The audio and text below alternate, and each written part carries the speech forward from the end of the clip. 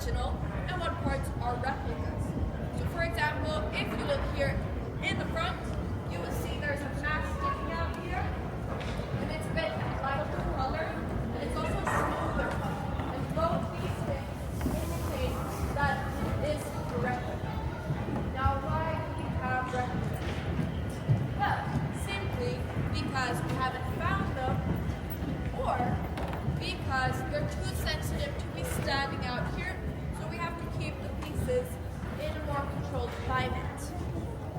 But with that said, now we're going to imagine ourselves back in 1628 when Vasa is setting out for her first voyage. Now, at this time, it's been 3 years since the king commissioned 4 new ships for his fleet, 2 larger ones and 2 smaller ones, and Vasa is of course one of the larger ones. So she's built not far from here, on the other side of the water, close to where Grand Hotel is today located, if that tells you anything. It's also opposite from the Royal Castle. And so, this shipyard where Vasa was built is actually, at the time, one of the largest workplaces in Sweden, with over 300 people working there. And not only do we find Swedes working there, but actually 13 different nationalities all working together to build ships for the king.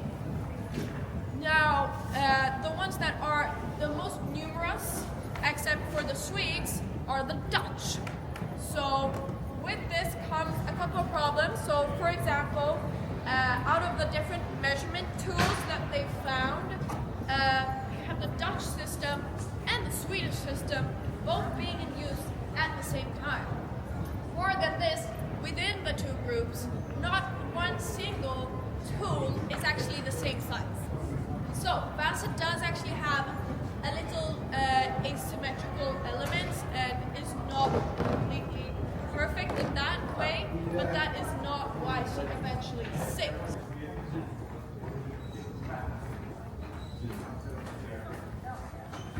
Oh look guys, there's something cool. Cool. Harper, this is so cool. Mommy.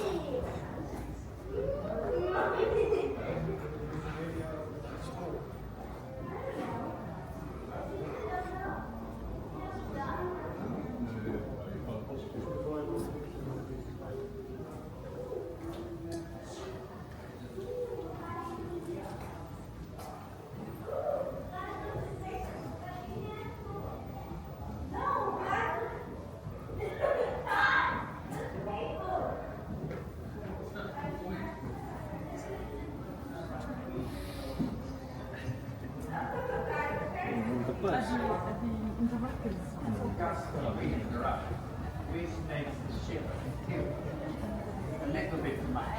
Shouldn't be. It managed to stabilize again. They can continue the journey some minutes more, but here comes another gust of wind, and this time the ship tilts a bit more. And they have been shooting salute with the cannons, and the cannon ports were still open. So the ship goes down and touches the water that enters through the cannon port, and after that it's very fast. It goes down. And we don't know how many were on the ship, but at least 150 and probably up to 250. Among them, 30 didn't make it. So the reason why the majority did survive is because the shores are about 120.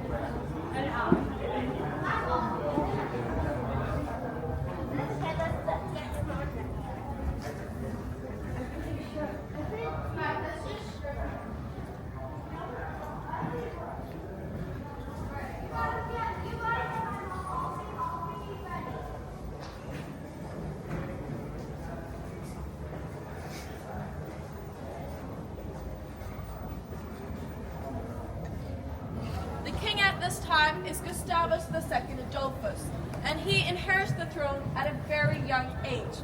He's only 16, going on 17, and he inherits not only the throne, but actually 3 wars. So one against Russia, one against Denmark, and and one against Poland, Lithuania. In this last war, the one against Poland, Lithuania, is the one most in focus when Vasa is being built.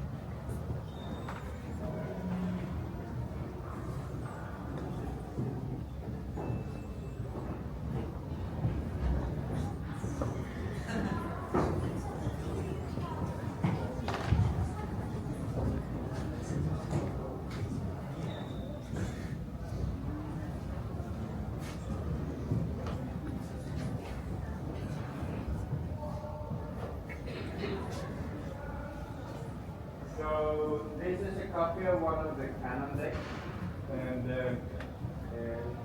we are here because this is one of the easier to explain why the ship was a bad ship. As far as we know, it wouldn't have been for the cannon for Vasa, in Germany.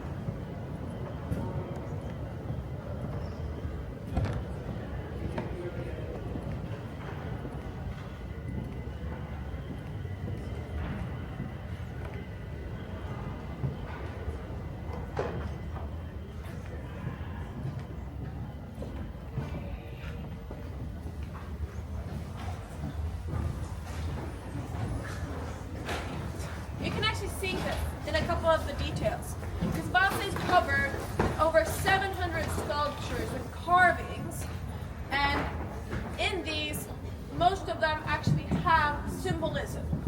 So for example, if you look straight ahead and you see this beam sticking out, you might see that there's a figure crouching under that.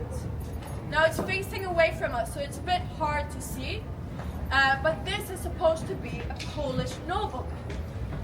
And he's crouching in this very embarrassed position, and he's actually located in a very special place. Because, as I mentioned, he's looking inwards towards the ship. And usually, all the sculptures are looking outwards towards the onwatchers. But, this one is looking at a special location, which is actually the latrines of the ship. So, if you were a soldier or a sailor on this ship, while you were relieving yourself, you could also see the enemy crouching with fear. And this very much shows one of the purposes of Vasa, because she was a warship, but she was also propaganda. So she was there to put out a message, both to the Swedish people and to our enemies. And so this is just one example of that. Now, the war with Poland and Lithuania was also a bit special, because more than only being a war about economical resources or land, it was also a family feud. Because Sigismund III, King of Poland, is actually cousins with Gustavus Adolphus. And he has, prior to being the King of Poland, also been king in Sweden. But he loses the throne to Gustavus Adolphus' father, so Sigismund's uncle. This means that he wants to take back the throne, but this makes also that the conflict just keeps on continuing. Eventually, much later than Vasa, or a couple of years after Vasa has already sunk, Sweden is actually those who win this war. And so Gustavus Adolphus' family are the ones who keep on reigning in Sweden. But with that said, the 10th of August 1628, the day of this big ship's first voyage. The date has been set by the king, but the king is not in Stockholm himself. He's not even in Sweden, because he is in Poland at war at this time. But he has set the date, and one of the reasons he chooses this date is because it's a Sunday. Now, on Sundays in Sweden at this time, everyone has to go to church. So people are already assembled in Stockholm and can see when Vasa sets out for his first voyage. From Germany and Netherlands and Belgium. But they felt the need to communicate these kind of things. And that's why we have Gustav II Adolf here in the transom. That is from when he is being crowned. If you're not sure that this is Gustav II Adolf, then you can see it here. If you see these letters, G-A-R-S, Gustavus Adolphus Rex Svesian. So Gustav Adolf, King of Sweden. Down here we have the license plate of the ship, more or less. This is the coat of arms of the dynasty Vasa. It's a bundle of sticks. In some language it's called fatsche. So that's the symbol they have, and that's what gave the name to that family as well.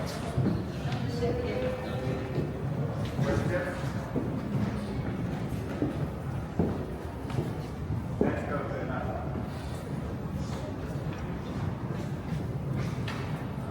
To know what has happened.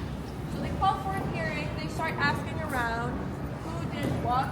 They start asking people, did you do your job? Were you drunk on the job? Which is actually a very valid question, because at the time you would drink beer instead of water for sanitary reasons. More than this, everyone is saying that they did exactly what they should do. So, what happens is that everyone blames the same person. This person is the shipbuilder, Henrik Huvudson, and he's the absolutely perfect scapegoat, because he has died 1 year prior to Vasa even sailing. This means that actually there is no one who does take the consequences of this accident, and no one is actually punished for it. Now today we do know that there are quite a few reasons that Vasa does sink on this day. So to begin with, she is a bit falsely built. She is a bit too narrow and too tall to carry her own weight. But more than this, she has issues with the cannons. So before this ship, usually what you would do was that you had a couple of cannons at port, and whenever you needed to go out for war, you would place the cannons on the ships you were using and then send the ship out. So this meant that you had all sorts of different cannons that needed different cannonballs, different ammunitions. And of course it wasn't very efficient. But what you could do with this is that you could place the heavier cannons further down, closer to the waterline, and the lighter ones further up. And this means that you have more weight closer to the waterline, which is basically what stabilizes a ship, is to have a lot of weight under and close to the waterline. But what Gustavus Adolphus had wanted for this ship was that she would have standardized cannons. So all the cannons were meant to be similar or exactly the same. And so this means that they also weigh exactly the same. And so when the cannons are placed on the ship, instead of helping keeping the weight further down, the weight gets placed too far up and the center of gravity is moved up, and so Vasa becomes very unstable.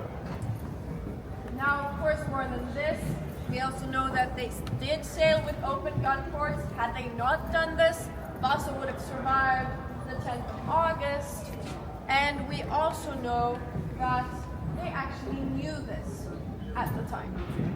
Because a couple of weeks prior to Vasa sailing, the captain, who has been working all summer with the rigging, so putting up the mast, putting up the ropes, he has been walking around on the ship. Because the rigging was something you did when the ship was already at sea.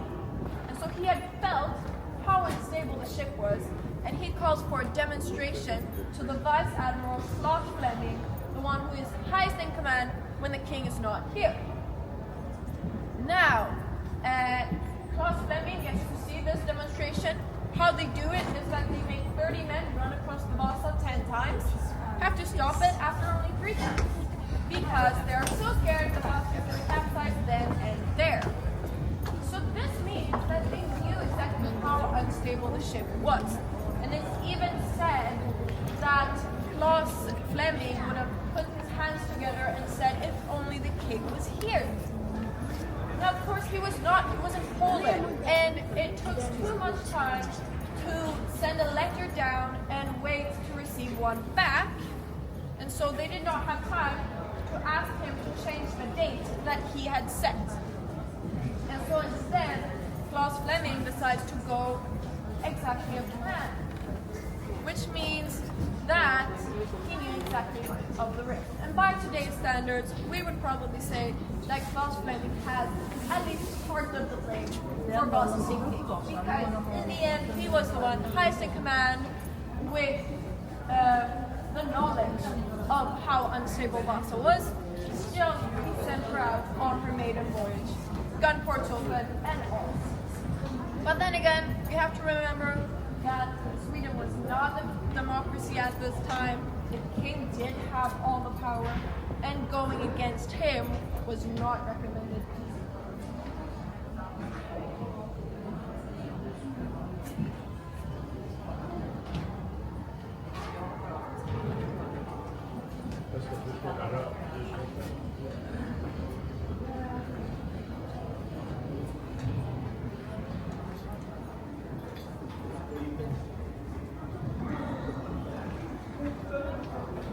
So, I was walking down the statue. Oh, sorry.